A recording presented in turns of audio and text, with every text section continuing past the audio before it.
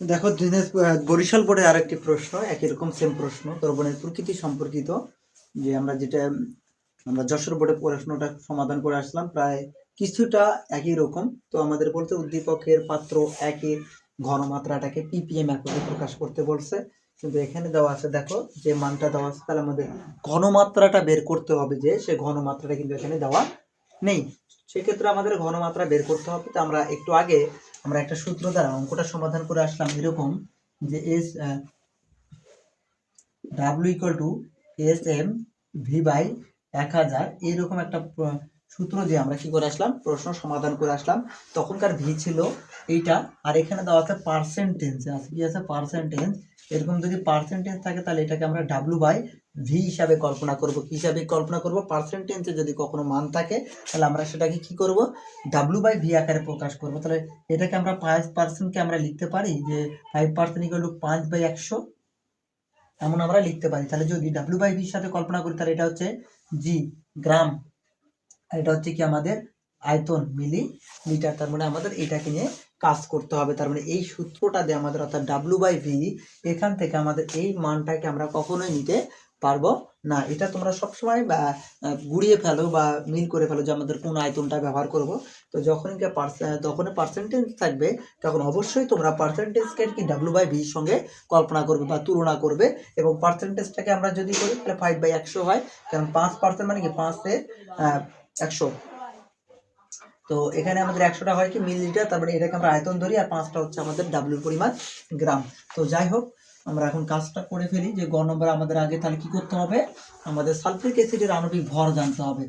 H2SO4 এর আণবিক ভর তোমরা সবাই জানো, আণবিক ভর হচ্ছে এর কত, এর আণবিক ভরটা হচ্ছে 98, আমরা জানি। তোমরা সবাই আণবিক ভর বের করা শিখছো অবশ্যই। তাহলে এখানকার আমাদের ভিটা কত হবে, ভিটা হবে সবসময় এই যে এখানে পার্সেন্টেজে যে ভিটা থাকবে এটা আমাদের নিতে হবে 100 ml, আর ডাব্লিউটা কত 5 গ্রাম, এটাকে আমাদের কাজ করতে হবে। তাহলে আমরা জানি এই সূত্রটাকে যদি আমরা একবারে লিখে ফেলি, দেখো তো এস ইকুয়াল টু আমরা লিখতে পারি না যে 1000 ডাব্লিউ বাই এমভি, আমরা কিন্তু একবার লিখতে পারি, কারণ এইখান থেকে যদি আমরা ক্যালকুলেশন করি তাহলে আলটিমেটলি এই ইকুয়েশনটাই আমাদের চলে আসবে। তো দেখো এম এর মানটা কত, এম এর মান হচ্ছে আণবিক ভর আমরা যে বের করছি সালফিউরিক অ্যাসিড, যেহেতু পাত্র একে কি আছে সালফিউরিক অ্যাসিড আছে, তাহলে এর আণবিক ভর হচ্ছে 98, ভি হচ্ছে কত, আমরা এখানকারটা নিব, এখানকারটা কিন্তু নিব না। পার্সেন্টেজে থাকলে আমাদের এই ডাব্লিউ বা এসএমপি বা যখন সূত্রটা ফেলবো তখন কিন্তু কি করা যাবে না, এই আয়তনটাকে নেওয়া যাবে না। তো আমাদের নিতে হবে কত 100, আর এখানে 1000 ডাব্লিউর পরিমাণটা কত 5 গ্রাম।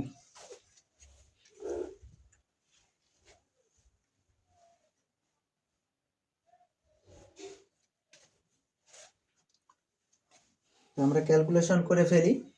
1000 5 ভাগ হচ্ছে 98 ভাগ হচ্ছে 100, 0.51। তো মান আসলে কত 0.51 এম। তাহলে এর ঘনমাত্রাটা আমরা পাইলাম কি 0.5 এম। এটা কি আছে, মোলারে আছে। কিসে আছে, এই মানটা আছে আমাদের মোলারে। কিসে আছে, মোলারে আছে। যেহেতু মোলারে ঘনমাত্রাটা আছে সেক্ষেত্রে আমাদের কি করতে হবে, যে মিলিমিটার পার এককে নিয়ে যেতে হবে। 0.51 এটা আমাদের মোল আছে, তাহলে এটাকে আমরা লিখতে পারি 0.51 মোল পার লিটার। আমরা একটু আগে এরকম একটা অঙ্ক করে আসলাম। তার সাথে আমাদের কি করতে হবে, 0.51 এর সাথে আমাদের আণবিক ভরটা গুণ করে দিতে হয়। এর আণবিক ভর কত 98, তাহলে এটা আমাদের কিসে চলে যায়, গ্রাম পার লিটারে চলে যায়। যখন আমাদের এটা এই সংখ্যার সঙ্গে আবার কি করি 98 গুণন 10⁻³ যখন আমরা নেই, তখন এটা হয় কি মিলিগ্রাম পার লিটার, যেটাকে আমরা কি বলতেছি ppm একক। তাহলে এটা আমরা যদি এখন ক্যালকুলেশন করি তাহলে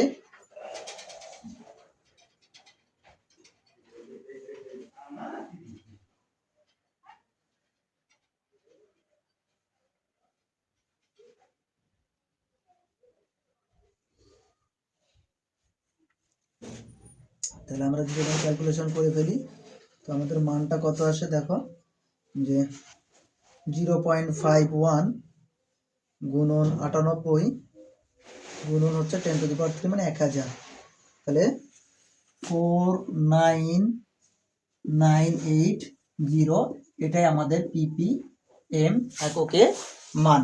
তো আমাদের এইটা হচ্ছে গ নম্বর, খুব একটা সিম্পল একটা অঙ্ক, কিন্তু ইম্পর্টেন্ট অঙ্কের মধ্যে এটা পড়ে, যে এটা খুবই ইম্পর্টেন্ট এই অঙ্কগুলো।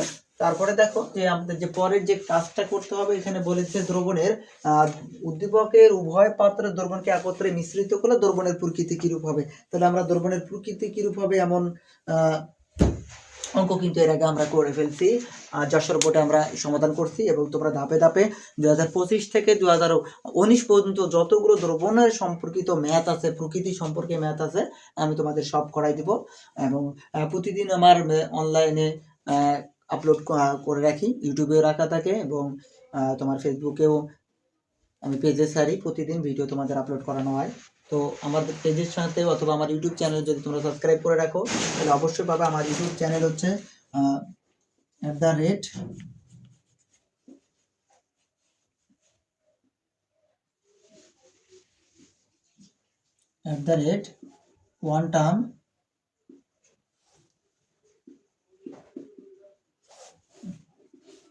quantum science solution,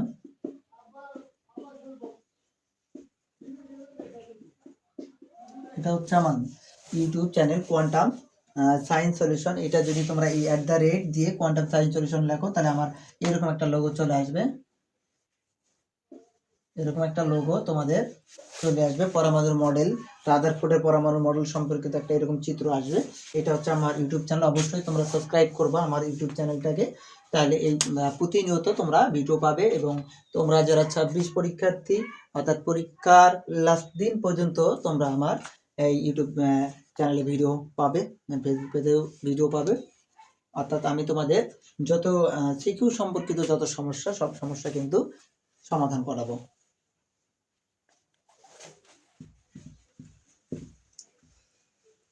এরপরে যে সমস্যাটা আমরা সমাধান করব সেটা হচ্ছে, দেখো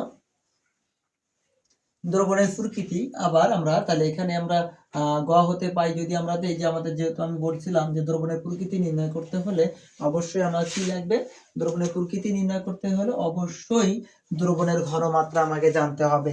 তো এখানে আছে ডেসিমোলার, তাহলে ডেসিমোলার ঘনমাত্রা সেটা আমাকে জানতে হবে। ডেসিমোলারটা কি, তাহলে ডেসিমোলার যদি বলা হয় তাহলে 0.1 m হয়। সেমিমোলার হলে, যদি সেমিমোলার কথা লেখা থাকে তাহলে 0.5, সেন্টি যদি মোলার থাকে, সেন্টিমোলার কত 0.01 m, তাহলে ডেসি হচ্ছে 0. সেমিমোলার এত, সেন্টিমোলার এত।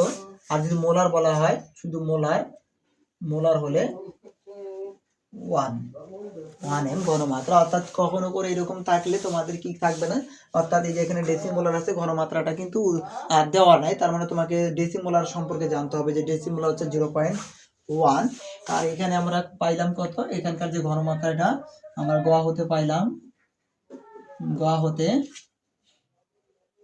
পাত্র 1 এর ঘনমাত্রা, তাহলে 1 এর ঘনমাত্রাটা কত দেখো তো, 1 এর ঘনমাত্রাটা আমরা পাইলাম 0.51 মোল, এটা আমরা পেয়ে গেছি।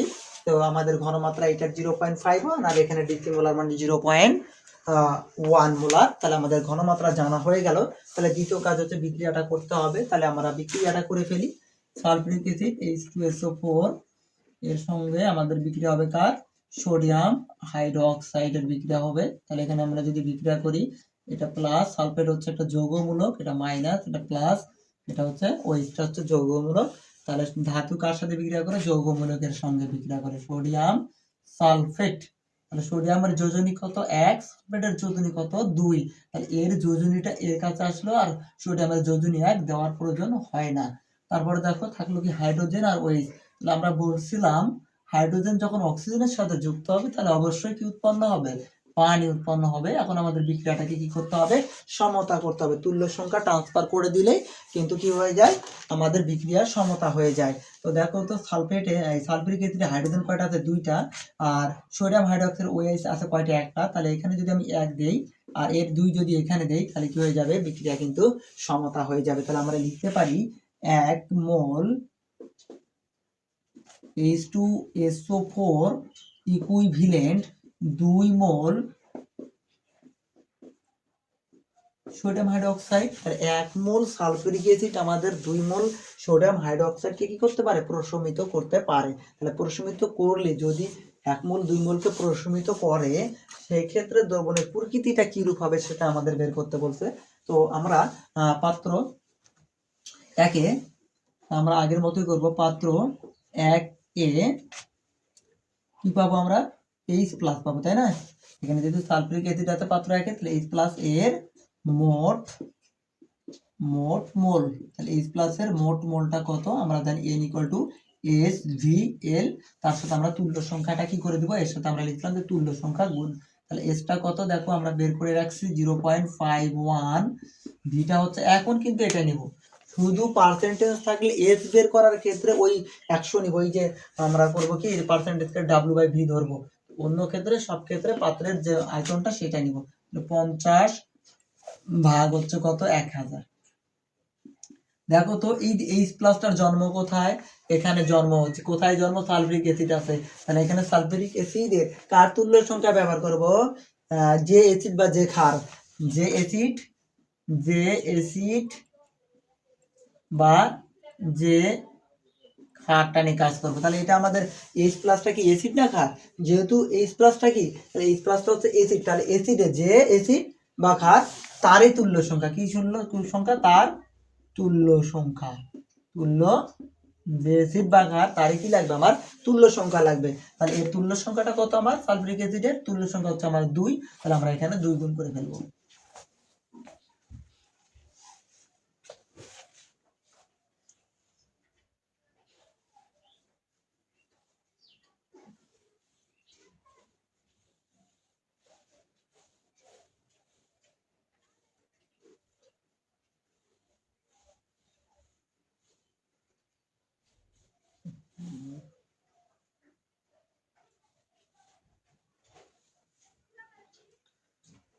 তো 0.51 গুণন 50 গুণন 2 ভাগ 1000, তাহলে 0.051 মোল। তাহলে দেখো পাত্র 2 এ আমরা পাবো কি, এখানে কি আছে দেখো তো, OH মাইনাস এর মোট মোল N = SVL, ছোট করে এটা দিবা তাই হয়ে যাবে। এস এর মানটা কত, আমাদের মান হচ্ছে ডেসিমোলার, তাহলে আমরা জানি যে ডেসিমোলার জন্য 0.1 গুণন ভি কত, 100 মিলিলিটারে আছে, তাহলে এটাকে কিসে কনভার্ট করতে হবে, লিটারে কনভার্ট করতে হবে, তার জন্য 1000 গুণ। আর তুল্য সংখ্যা কত দেখো তো, আমি বলছিলাম যে অ্যাসিড বা ক্ষার, তাহলে এখানে আমরা কিসের, ওএইচটা কার, ক্ষারের, তাহলে ক্ষারের তো ওএইচ কয়টা আছে, ওএইচ আছে একটি, কয়টি, একটি, তাহলে তুল্য সংখ্যা কয়টা, তুল্য সংখ্যা তার হচ্ছে একটি, যেহেতু ওর প্রতিস্থাপিত ওএইচ আছে কয়টা, একটা।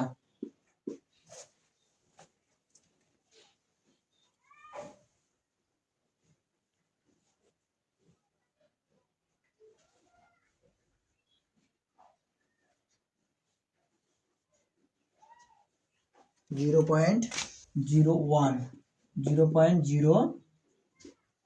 One mole. তাহলে দেখো তো 0.000 এখানে আছে 1, এখানে আছে কত, 5, তার মানে অ্যাসিডের পরিমাণে বেশি। তাহলে অবশিষ্ট H+ এর পরিমাণ, অবশিষ্ট H+ এর পরিমাণ, তাহলে পরিমাণটা কত হচ্ছে, এটা আমাদের হিসাব করতে হবে, 0.051 মাইনাস 0.01 মোল। তাহলে আমরা যদি ক্যালকুলেশন করি, মাইনাস 0.051, তাহলে আছে 0.041 মোল। তাহলে আমাদের অ্যাসিডের পরিমাণটা বেশি থাকে গেল। তাহলে দ্রবণের প্রকৃতিটা কি হবে, দ্রবণের প্রকৃতি হবে কি,